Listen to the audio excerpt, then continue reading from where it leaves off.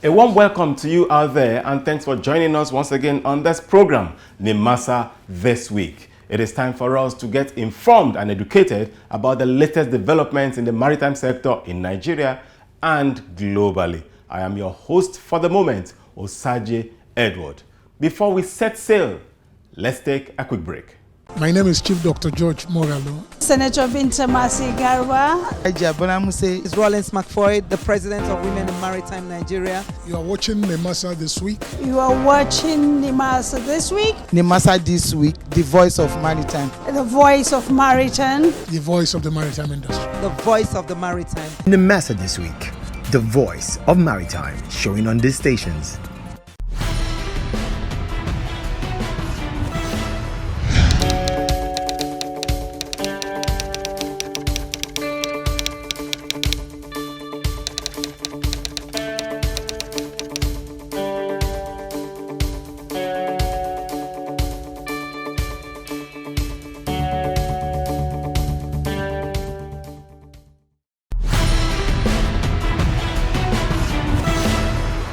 The management of the Nigerian Maritime Administration and Safety Agency, NIMASA, has appointed offshore waste reception facility managers to facilitate the protection of marine environment pursuant to the agency's statutory mandate to implement and enforce provisions of the NIMASA Act 2007 and the Merchant Shipping Act 2007.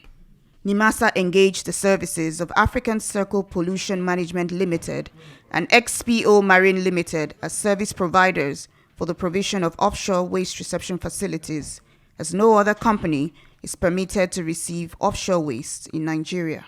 All ships entering Nigerian waters must download and complete a declaration pre-landing form within a minimum of 7 days prior to their arrival, stating the type and amount of waste and residues to be delivered and or remaining on board. All FPSOs, FSOs, and terminals are hereby advised on the applicable tariff relating to their equipment, size, and tonnage, as shown in the tariff schedule in the Federal Republic of Nigeria Official Gazette number 52, as failure to comply is a violation of Nigerian law and attracts penalties in the form of fines, prosecution of the offenders, or both as may be appropriate. A Royal Navy warship, HMS Trent, has arrived Lagos, Nigeria as part of its regional mission to aid allies and partners in driving down illegal activities, including piracy and illicit trafficking. The visit, its second to the country, will deliver capacity training and support maritime security in the region. In 2021, the warship was in Lagos to conduct maritime security patrols as well as support partner navies in West Africa.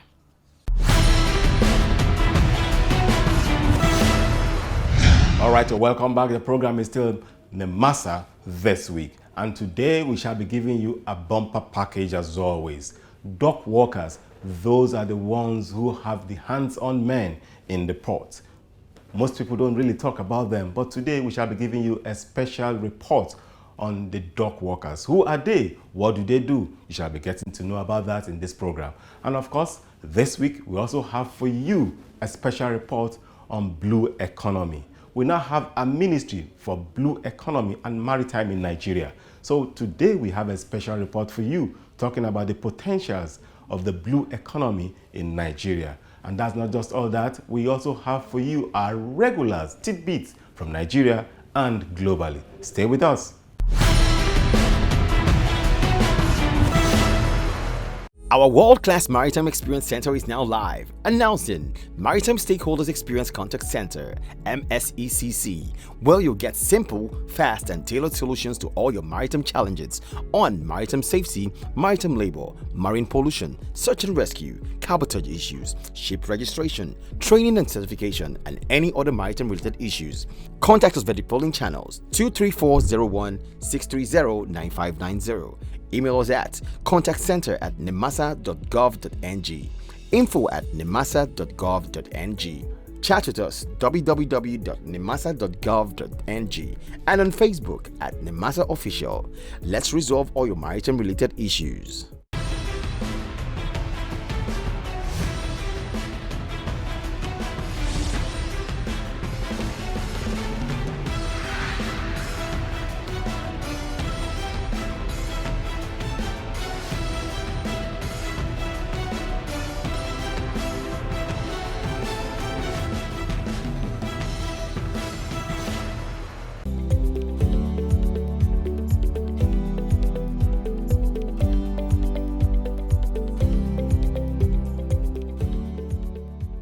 The concept of blue economy seeks to promote economic growth, social inclusion, and the preservation or improvement of livelihoods, while at the same time ensuring environmental sustainability of the oceans and coastal area. Sectors of the blue economy include fisheries, aquaculture, coastal and maritime transport, marine biotechnology, and bioprospecting. The extractive industries in blue economy include activities within national jurisdiction and activities in areas beyond national jurisdiction, freshwater generation, renewable marine offshore energy, maritime transport, ports and related services, shipping and shipbuilding, and waste disposal management. We have 5 pillars that we have to look and understand what composes of this blue economy. 5 pillars. 1, sustainability. You have to sustain whatever. If it's fishery, you have to sustain it. You have to look on the way and manner that you have to develop the fishery industry. The number of fishing trailers we had in the mid-90s and the one we have today, you will now agree with me that we don't have even fishing industry now today. It's no longer viable. So this is the essence of blue economy. As a wake-up call, the fisheries, we have a group that will look at what they can do to sustain and bring back that particular business into being, not only for the national consumption, but also for the international export, for building the industry to ensure that we have a sustainable industry that internationally they can reckon with Nigeria. Blue economy has a huge importance to national development, especially for in Nigeria. It goes beyond shipping as well as oil and gas to encompass all the activities that involve harnessing ocean resources, including fishery, renewable energy, offshore power, support network, and repairs. Blue economy is defined as the sustainable use of ocean resources for economic growth. It is also defined as that resource that will improve livelihoods and jobs whilst preserving the health of the ocean ecosystem. So it's not just enough for us to tap from the ocean resources, we should also ensure that we sustain it. Otherwise, we wouldn't have anything to tap from. So the sustainability of the blue economy is also very key. From a ship owner's perspective, I think that the opportunity is to be able to truly become a shipping nation when we can acquire ships and have enough ships to be able to get into the trade fully. And as a matter of fact, the moment we start getting ships, then of course all the benefits of the blue economy will unfold. Sustainable exploitation of the blue economy resources will not only help Nigeria to generate revenue, but also to create employment for Nigeria's growing population. The Honorable Minister of Marine and Blue Economy, His Excellency Adegboyega Oyetola, has made it clear that Nigeria is ready to harness its potential in blue economy. So this is the time for us to ensure that we take control of our waterway and ensure that we're able to harness the potentials that are available there. A sustainable exploitation of resources in the blue economy can lead to job creation, improved food security, tourism and infrastructure development, and green energy, among others. Both traditional and emerging industries and sectors of the blue economy can lead to job creation, improved food security, tourism and infrastructure development, green energy, smart cities and ports, among others, when properly harnessed through enabling policy frameworks.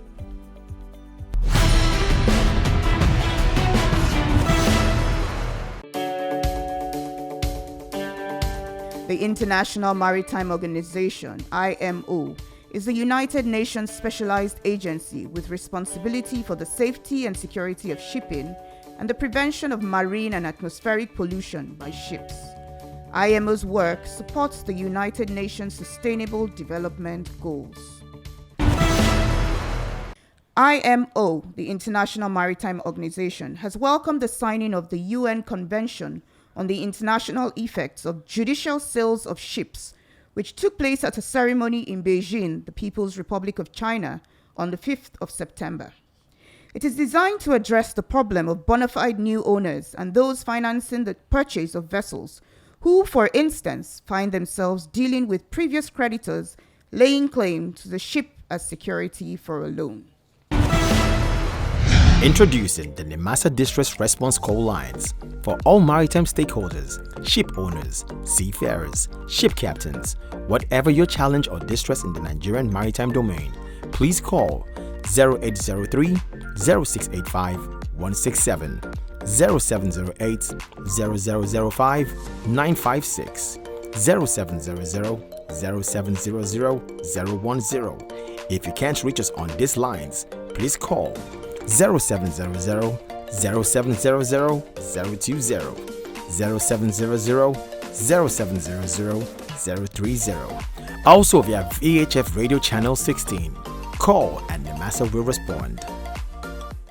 A dock worker, in simple terms, is a laborer who loads and unloads vessels in a port. The role of a dock worker and responsibilities include, but not limited to, assisting with loading and unloading trucks, moving items to staging area using a forklift or pallet jack, ensuring items are packaged safely before shipping.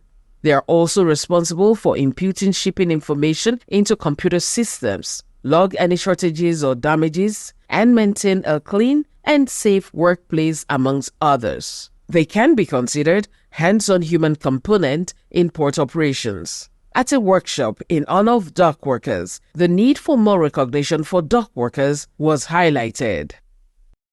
It is actually the true, very important story that must be told, that dock workers in our port ecosystem are indeed the unsung heroes. That is true. I mean, come to think of it, really, how can any port system be effective and function but for you, really, if you think about it deeply? And so, if there is anything really that must be done that will ensure at least a minimum level of comfort for those who are responsible for making our port systems to work, then I think it is fair to say that you are more than deserving of whatever it is that has been done in the workplace. The era of hooliganism, terrorism in the port, under our watch, has been stopped. And even if I'm retiring tomorrow, that legacy, whoever is coming, must build on it. Ports have changed. From 2016 now, things have changed. The transformations have transformed us to a standard. We should not go back to our olden day way of doing things, where we ask an employer to remove his shoes as a result of their characters. That one will bury it. We can disagree in principle. You give ultimatum to them. If they don't listen to you, then you know what to do. It is also worthy of note that dock workers load and unload cargo and prepare docks for incoming ships. They moor and unmoor ships upon their arrival and departure and maintain accurate records of damaged or misplaced cargo. They follow loading and unloading plans and participate in all company training programs. Despite technology getting more involved in port operations, dock workers are still key to port operations. The dock workers are the heroes of port reform. Without dock workers, there is no port. Without dock workers, there is no ship.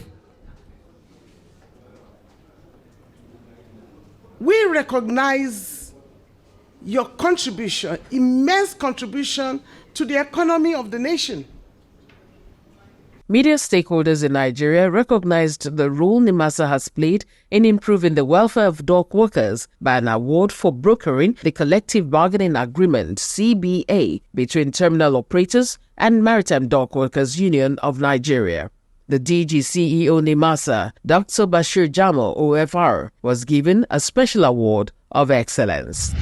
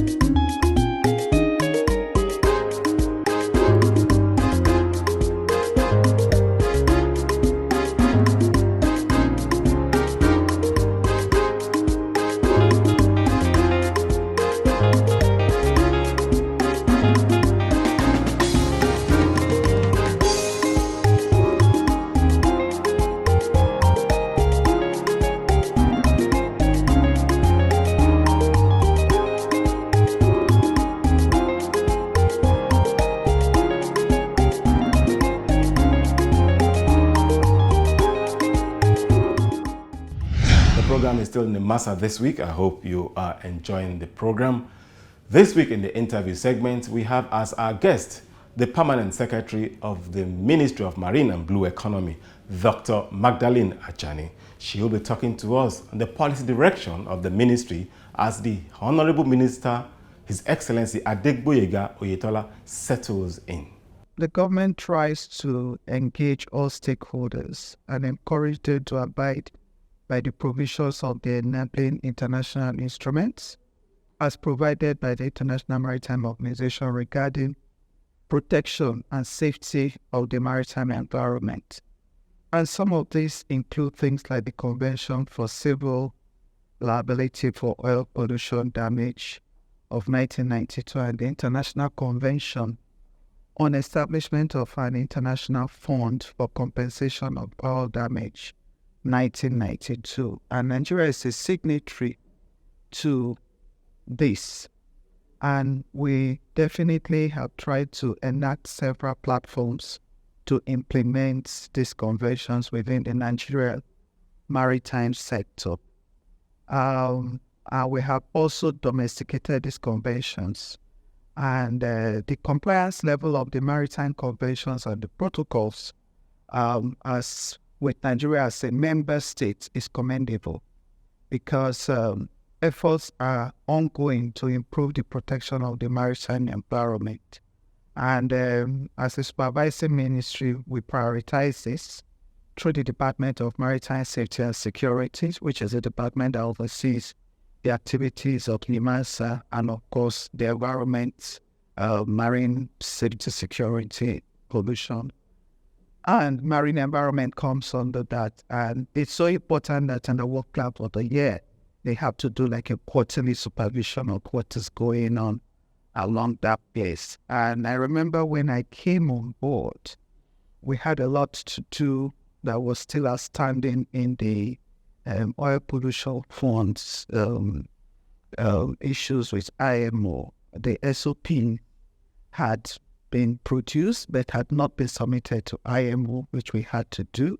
And after that was fixing the price, the oil price index for pollution, so that if there is any pollution in any part of Nigerian maritime environment, there is a price that IMO would have adopted to pay compensation to staff. And today I want to say that we already have that deposited with IMO, and we did that in 2022, which is a way forward for us as a nation. Nigeria has complied with the International Convention for Prevention of Pollution from Ships, because as a party to MAPO Convention, we're expected to implement the provisions of the instruments and amendments thereto. To that extent, I'll say that Nigeria has been provided adequate port reception facilities. You are aware that we have them at the 4 navigational districts in Lagos, in Rivers, Calabar, and Warri.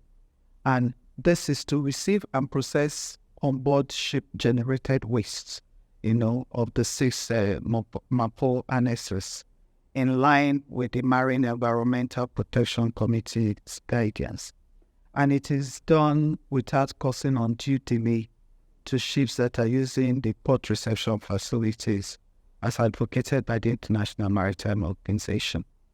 The availability of adequate port reception facility is a critical aspect of the compliance to the convention, which is why, as a supervisory ministry, like I said earlier, we pay deep attention to it and make sure that we don't just sit in the office, but we ensure that Federal Ministry of Transportation, in collaboration with NIMASA and NPA, actually go out to ensure that this is being done in line with the MAPO Convention and guidelines. So I think we are improving. We are not there yet, but we're improving.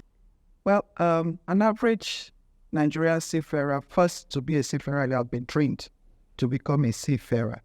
And the training is not just based on Nigerian standard, but based on international best practice. And so having received that basic training, they also have a responsibility to make sure that while they're on board, they maintain the health of the ocean. And also have to reduce pollution and preserve the marine resources. And they can do this through so many avenues. First, by reporting to the appropriate authority. If there is any environmental incidents, they have to make that report known. And also, if there are oil spills and pollution, as quickly as possible, those reports should be made in accordance with the established protocols. They also need to be careful to navigate in a way that avoids damaging marine habitats and the wildlife. The other thing they could do is to make sure that they actively take measures to prevent or minimize pollution from ships, such as using the proper waste management system and avoid littering and discharge of garbage.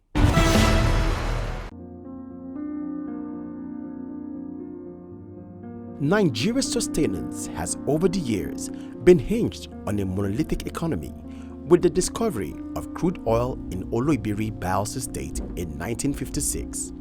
It has been largely dependent on the oil sector and faced with the need for diversification. The country has focused on a hybrid of economic structure that blends oil with agriculture, but the former has remained consistent as economic mainstay ahead of the latter over the years, leaving the nation vulnerable to the many shocks associated with fluctuating global oil prices, diminishing purchase by large economies such as America, the growing threat of the emergence of more renewable alternative energy resources, the menace of oil theft, and much more.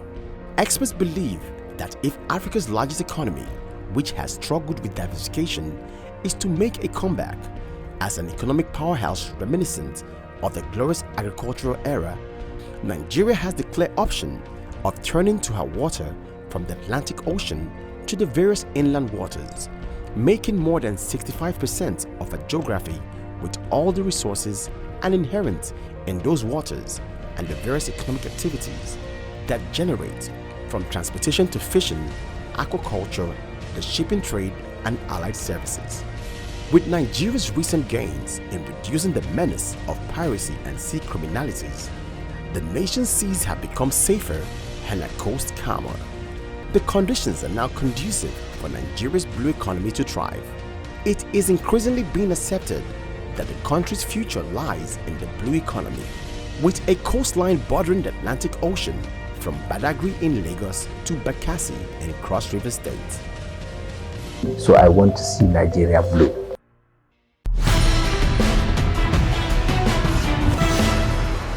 That's a wrap. I hope you enjoyed the program this week. But remember, this is September, and in the month of September, the International Maritime Organization, IMO, has set a day aside for the world to commemorate the World Maritime Day. Nigeria will be joining, and of course, we will be keeping you informed about the developments concerning the celebration of the World Maritime Day globally. If you did enjoy the program today, please join us same time, same station next week. Bye for now.